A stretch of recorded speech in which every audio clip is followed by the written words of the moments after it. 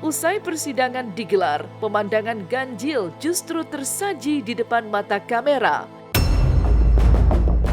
Teddy Pardiana yang seharusnya vokal bicara soal hak anak mendadak pilih langkah 1000 alias kabur, seolah enggan berpapasan dengan awak media.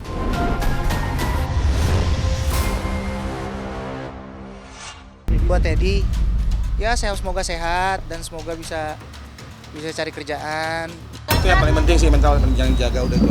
Intinya ntar aku langsung gugat cerai.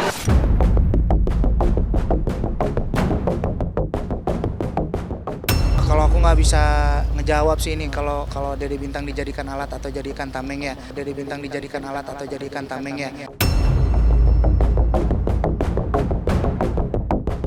Pemirsa Silet RCTI lama bungkam dalam polemik harta peninggalan sang bunda. Penyanyi Rizky Febian akhirnya resmi turun gunung menyambangi Pengadilan Agama Bandung Selasa 10 Februari 2025 kemarin.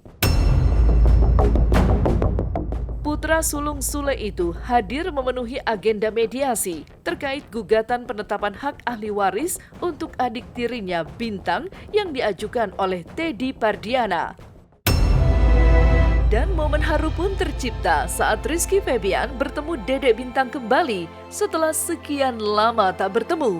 Rizky Febian langsung memeluk, mengelus rambutnya dan berfoto bersama. Namun, usai persidangan digelar, pemandangan ganjil justru tersaji di depan mata kamera. Teddy Pardiana yang seharusnya vokal bicara soal hak anak mendadak pilih langkah 1000 alias kabur, seolah enggan berpapasan dengan awak media. Maka inilah liputan eksklusif tim Silet dari Bandung, Jawa Barat kemarin.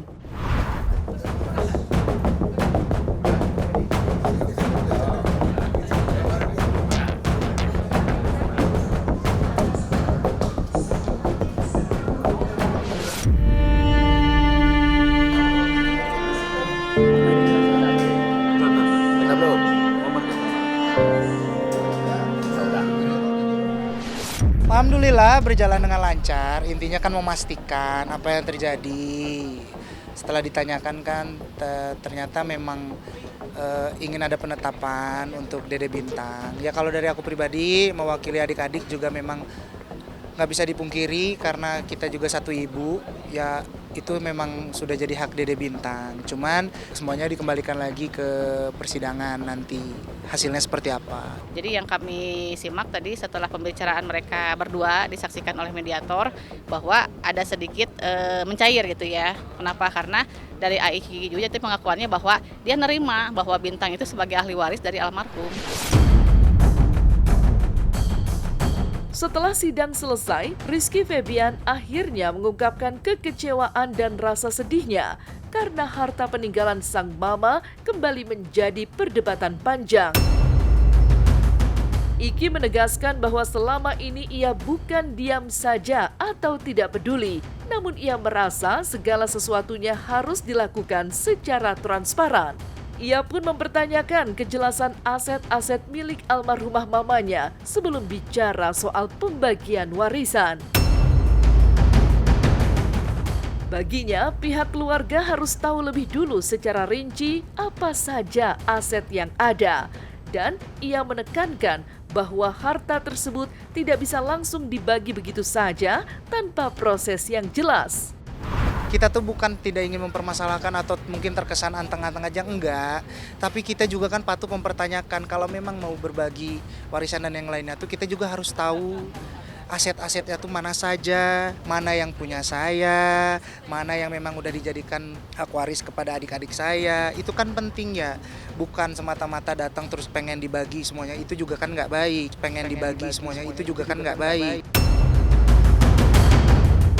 Memang karena dari permohonan kami tidak ada mengenai objek warisan gitu. Jadi lebih fokus kepada tadi penetapan ahli waris aja. Jujur sebenarnya saya kalau untuk ngebahas tentang kayak gini tuh sedih ya, karena almarhumah udah pergi sudah lama gitu ya. Jadi kayak harus punya waktu banyak untuk aku bisa nerima semuanya kan. Ada saksi, ada bukti.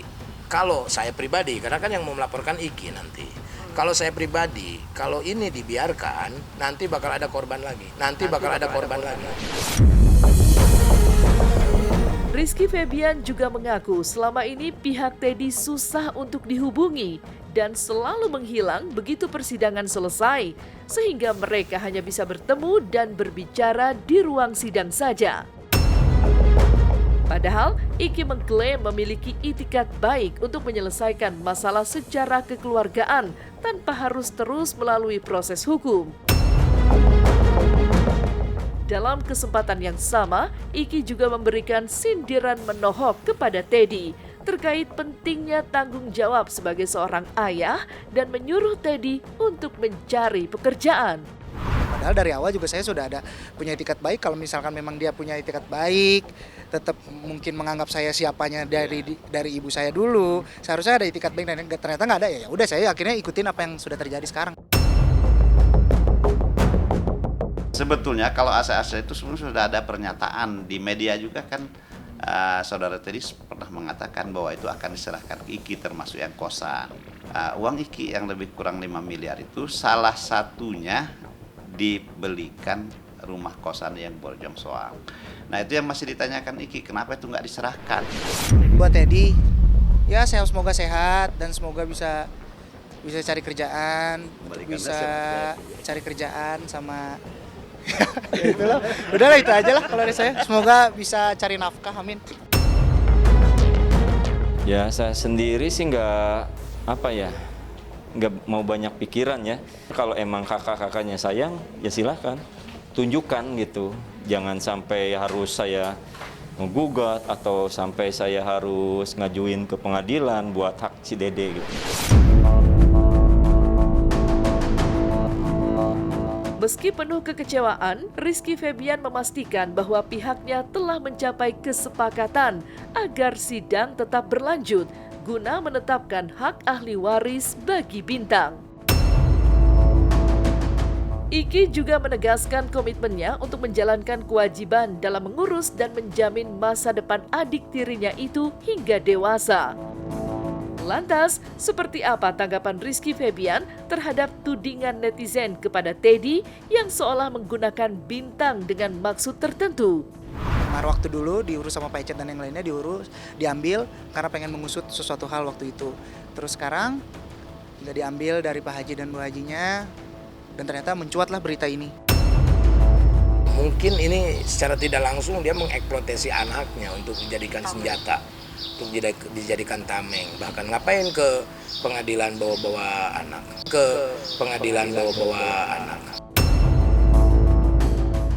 Kenapa lu nggak biayai anak lu? Biayai anak lu. Nah, anak-anak udah diam, ya udahlah, gimana lagi, kan gitu.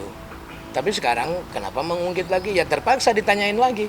Lebih mengutamakan memang haknya. Tadi juga kan untungnya Pak Hakimnya juga mempertegas kalau misalkan memang bukan haknya jangan diada-adakan.